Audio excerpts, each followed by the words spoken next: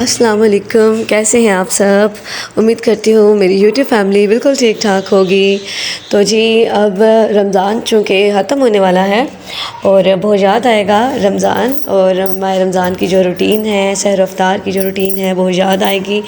और अल्लाह पाक इसी तरह हम सबको हर साल माह रमज़ान को देखना, इसके रोज़े रखना नसीब फरमाए, आमीन इलाही आमीन। तो जी रिदा के व्लॉग में आप सबका भरपूर वेलकम है।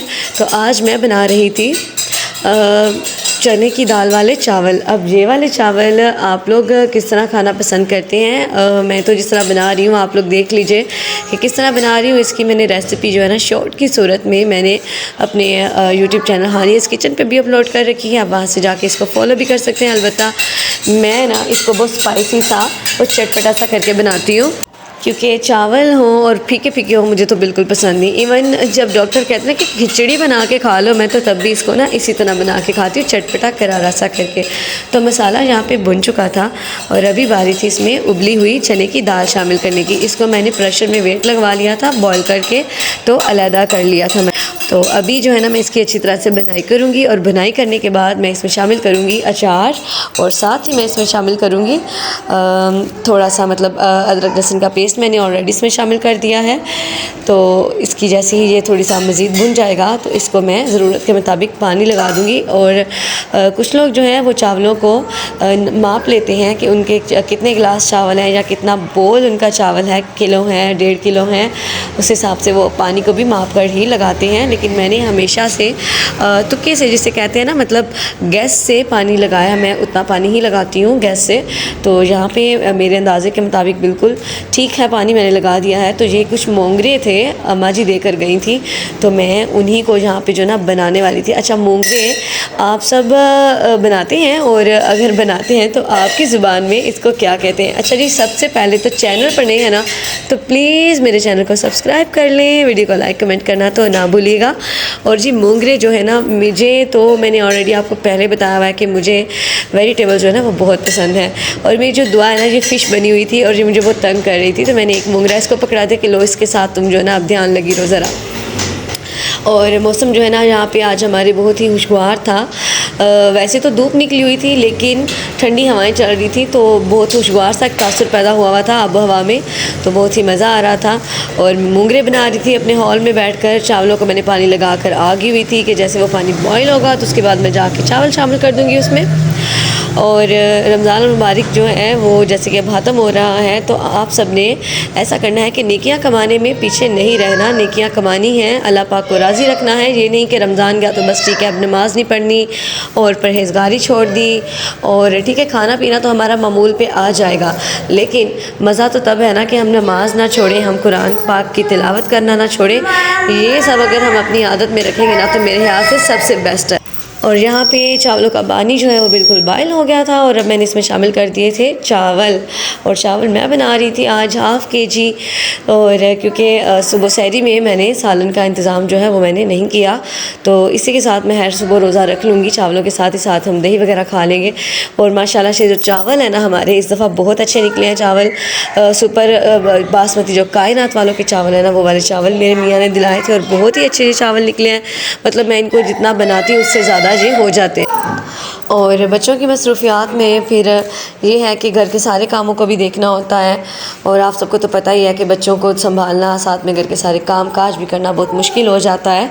खैर, तो मेरे चैनल पर जो लोग नए आए हैं उनका मोस्ट वेलकम, और जो अभी आए हैं काइंडली मेरे चैनल को सब्सक्राइब कर लें। तो अब साथ ही मैंने अपना किचन काउंटर भी नीट कर दिया था, चूल्हे को भी बिल्कुल साफ़ कर दिया था। और ये मोंगरे ना ख़त्म होने का ना नाम ही नहीं ले रहे थे। असल में ना अम्मा जी ने लगाई थी मूलियाँ, और जब वो मूलियाँ पक गई, ज़्यादा पक जाती हैं तो उनके साथ लग जाते हैं मोंगरे। तो ये भी अल्लाह की तरफ से एक नेमत है, एक सब्ज़ी से दो सब्ज़ियाँ बन जाती हैं माशाल्लाह सुभान व तआला। तो अब यहाँ पे मैं बना रही थी धनिया, और धनिया जैसे कि मैंने आपको बताया मैं इकट्ठा एक दफ़ा ही काट के चॉप करके तो मैं रख देती हूँ उसको ड्राई करके, ताकि जब मुझे हांडी में ज़रूरत हो तो मैं उसमें शामिल कर लेती हूँ। गर्मियों में अमूमन जो धनिया वो बचता नहीं, या तो खुश्क हो जाता है या वो गल सड़ जाता है। तो मैंने धनिया काट लिया और उसको स्पेयर कर लिया। उसके बाद मैंने दोबारा से अपना जो दम है वो चेक किया, चावलों का दम बिल्कुल लग चुका था। बहुत ही मज़े के चावल जो है ना वो आज बने थे अल्हम्दुलिल्लाह। और शुक्र है अल्लाह पाक का कि मेरे से कुकिंग अच्छी हो जाती है, और अगर कभी मैं कोई एक्सपेरिमेंट करती हूँ ना तो वो भी बेस्ट ही होता है। अच्छा जी, तो आज हमने शॉपिंग पे भी जाना था, मतलब जो शॉपिंग रह गई थी उसको हमने कंप्लीट करने जाना था। तो मेरे मियाँ ने फटाफट से बच्चों को तैयार किया। उसके बाद हम पहुँच गए बाज़ार, और यहाँ पे रश इतना था ना कि मत पूछें कितना रश था। और कपड़े जो थे वो बच्चों के जल्दी पसंद नहीं आते। फिर आप सबको तो पता ही है कि बाज़ार में ऐसा ही होता है, कभी ये शॉप तो कभी वो शॉप। तो खैर हम शॉपिंग करके जब घर आए तो ये थी वो शॉपिंग जो मैंने सोचा आप सबके साथ शेयर करूँ। ये सैंडल थी जो मेरे मियाँ ने मेरे बेटे के लिए ली, और इसकी वीडियो मैं वहाँ पे बनाना चाहती थी। मैं अपने देवर की शॉप पे गई थी, बट मैं वहाँ पे बना नहीं पाई क्योंकि रश बहुत था ना, तो फिर कैमरा निकालना मैंने अच्छा नहीं समझा। और ये वाली सैंडल मेरी बेटी ने खुद अपनी चॉइस से ली थी। आपको मेरे दोनों बच्चों के जूते कैसे लगे?